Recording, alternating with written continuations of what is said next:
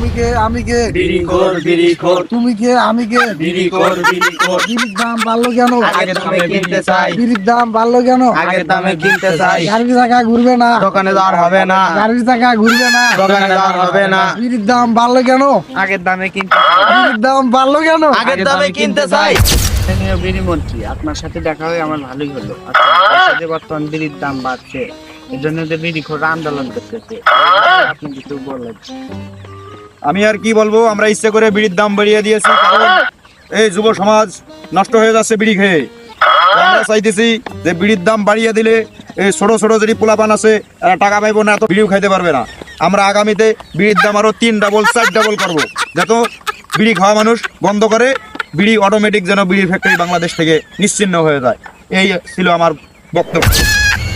আপনি কি বালের মন্ত্রী?